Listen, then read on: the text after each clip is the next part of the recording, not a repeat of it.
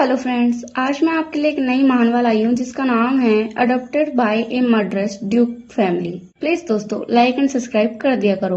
Episode की शुरुआत होती है, हमें दिखाया जाता है एम्पायर ऑफ रोजा, एक ऐसा देश जहाँ अलौकिक शक्तियों से लैस 4 महान ड्यूक फैमिली सम्राट से भी अधिक अधिकार रखते हैं। प्रत्येक पीढ़ी में केवल एक ही व्यक्ति को प्राप्त होने वाली वह अलौकिक क्षमता ड्यूक के सम्मानजनक पद तक उनकी पहुंच के लिए जिम्मेदार थी। 4 ड्यूक फैमिली के नाम हमें बताए जाते हैं, सार्डिया, रॉडविक, हिबेट, जमैन, गेरवियर।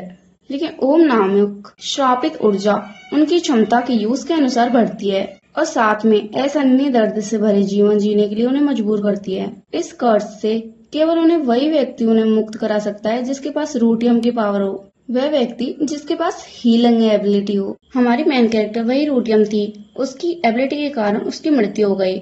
एक टकराव की आवाज आती है, कोई कह रहा होता है यहीं रुक जाओ। कोई लड़की हाँफते हुए रुकती है, उससे कोई कह रहा होता है और रुक बचलन औरत। उस लड़की के पीछे एक आदमी तेजी से दौड़ते हुए चिल्लाता है, रुक जाओ बचलन औरत। वह मन में सोचता है, हम इसे खाने को कुछ नहीं देती, जब भी कितनी तेज भाग लेती है। वह लड़की पूरी तेजी से भाग रही होती है, वह सोच रही होती है कि कुछ भी हो, लेकिन वह उनके हाथ नहीं आएगी। यह भागती हुई लड़की हमारी मेन कैरेक्टर है।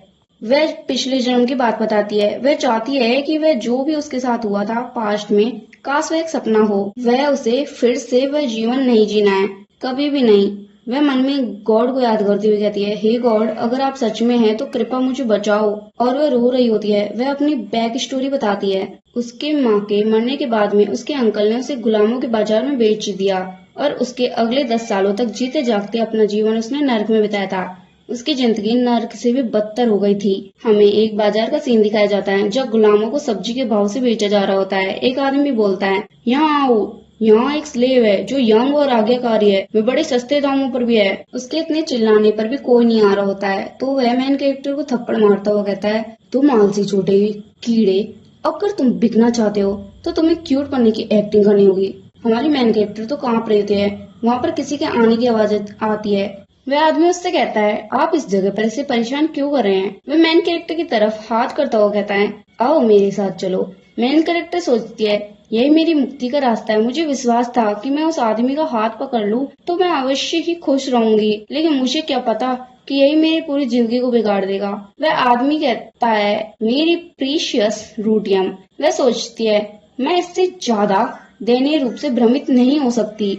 वैसे दोस्तों, अपनी मेन कैरेक्टर का नाम एग्नेस है। सीन चेंज होता है। वह आदमी हमारी एग्नेस से कहता है, अपना ध्यान केंद्रित करो, इमेजिन करो मेरे शरीर को शुद्ध करने की, जब तक वह पूरी तरह साफ ना हो जाए। हमारी मेन कैरेक्टर सोचती है, मुझे इस बारे में कुछ पता नहीं है कि प्योरीफाइंग क्या होता है। वह जब कोशिश करती है तब उसे बहुत भयंकर दर्द होता है। मेरा दिल बहुत ज्यादा दर्द कर रहा है। नहीं, तुम बहुत अच्छा कर रही हो, तुम कर सकती हो। वह निगाहों से उसे देखता है और कहता है, मैं महसूस कर सकता हूँ कि मेरे अंदर से ओम मिट रहा है। तुम कर सकती हो एग्नेस, तुमने मेरे लिए जन्म लिया है। वैसे दोस्तों, इस ड्यूक का नाम गेरवेयर है। हमारी एग्नेस उसे देखकर हैरान हो जाती है। उससे कितनी विनती करी, लेकिन ड्यूक गेरवेयर ने उसके पूरे दर्द को अनसुना कर दिया।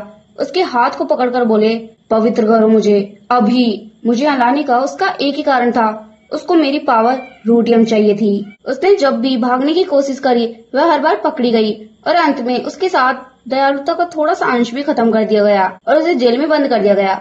एग्नेस ने उसे जेल में 10 साल बिताए और उस जेल में वह कमजोर और वह मरने के कगार तक पहुंच गई। उसने मन में विनती करी, अगर 10 लाख में से 1% भी भगवान होता है ना तो प्लीज उसे दर्द से मुक्ति दिला दे।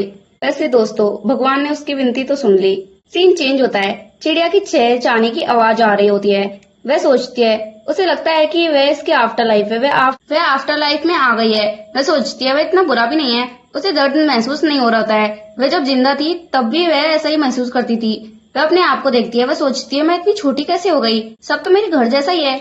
तब वहाँ उसकी आंट आती है और बेरुखी से जोर से बोलती है, तुम्हारी माँ तो मर गई, यह तुम्हारी निजी मामला है, तुम अभी जाके खाना बनाओ मुझे। हमारी मेन कैरेक्टर सोचती है, ये क्या बक रही है। वह उनसे बोलती है, क्या आपने अभी कहा मेरी माँ मर चुकी है। उसकी आंट बोलती है, क्या तुम्हें कल की बात भी याद नहीं है। एग्नेस सोचती है, मेरी माँ कल मर चुकी है। मेरी माँ मरी थी तब मैं 7 साल की थी। ये नहीं हो सकता, ये मेरे सपना है।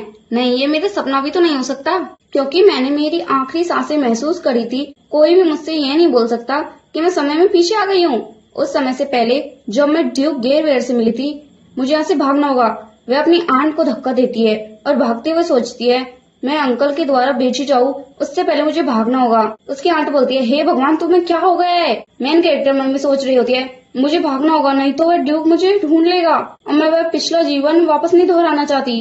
इस समय हमारी जो मेन कैरेक्टर होती है वो बहुत तेजी से भाग रही होती है। मैं नहीं चाहती कि कोई भी उसका इस्तेमाल करे और वह मर जाए। और वह भागती भागती किसी से टकरा जाती है।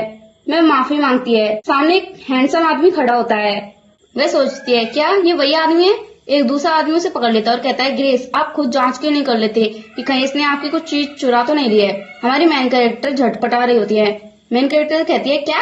ग्रेस कहता है, मेरा सामान मेरे पास ही है, उसे जाने दो। मेन कैरेक्टर से कहता है, इधर देखे। मेन कैरेक्टर डर जाती है। वह उसका अंकल होता है जो उससे कहता है, मुझे बच्चा दे दो। मैं उसे बेचने जा रहा था लेकिन वह मेरे हाथों से निकल गई। ग्रेस उसे घूर के देखते हैं और कहते हैं, इसे बेचने जा रहे थे। मेन कैरेक्टर को देखते हैं जो बहुत ज्यादा डरी हुई होती है। वह उसके पास बैठ जाते हैं और कहते हैं, आपकी उम्र कितनी है। वह आदमी कहता है, आप जवाब दे सकते हैं। मेन कैरेक्टर कांपते हुए कहती है, मैं 7 साल की हूँ। ग्रेस मन में कहते हैं, वह मेरी सोच से भी अधिक उम्र की है। वह इतनी कमजोर है कि वह 5 साल की लग रही थी। वह ध्यान से 2 साल छोटी है। क्योंकि वह इतनी छोटी है तो मुझे यकीन है कि वह आसानी से इसके ऊपर आपा नहीं खोएगा। ग्रेस मैन कैरेक्टर की तरफ हाथ बढ़ाते हुए प्यार से कहती है, क्या तुम मेरे साथ चलने के लिए तैयार हो।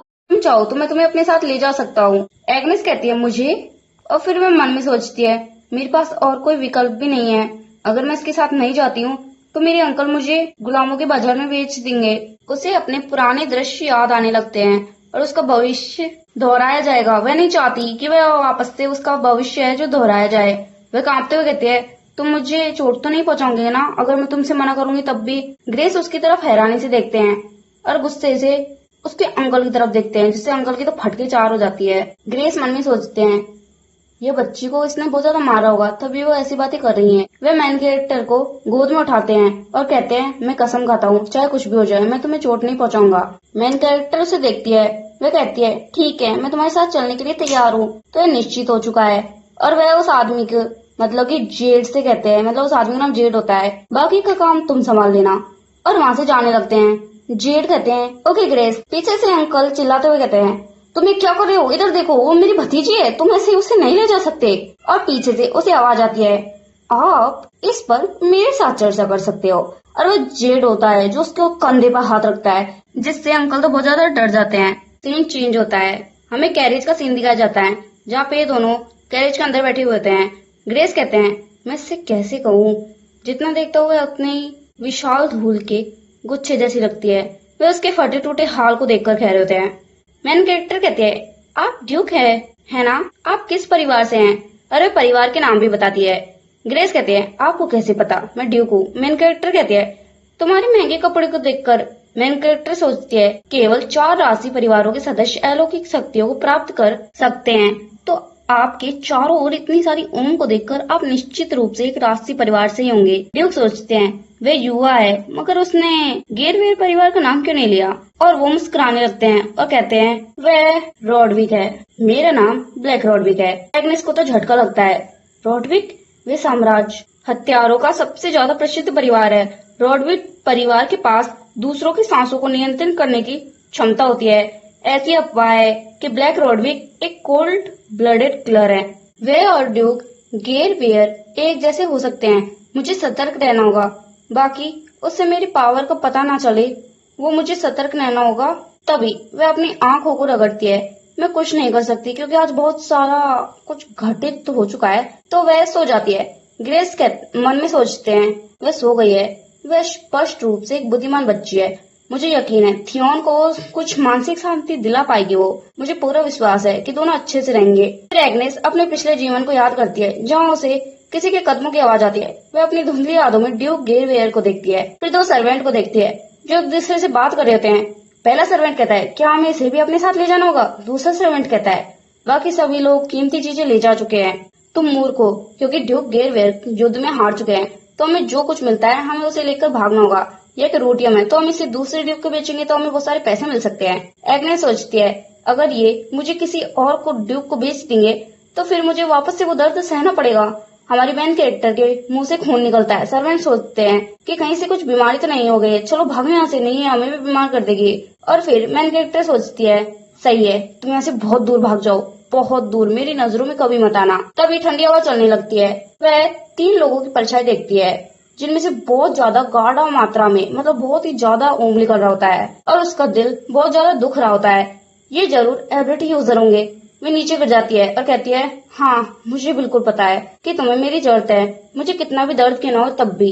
उसकी आंखों से आंसू आ जाते हैं। ड्यूक सोचते हैं बस क्या, और ड्यूक उसकी आंखों से आंसू पोंछते हुए उनमें सोचते हैं इस छोटी बच्ची ने ना जाने अब तक क्या क्या झेला होगा।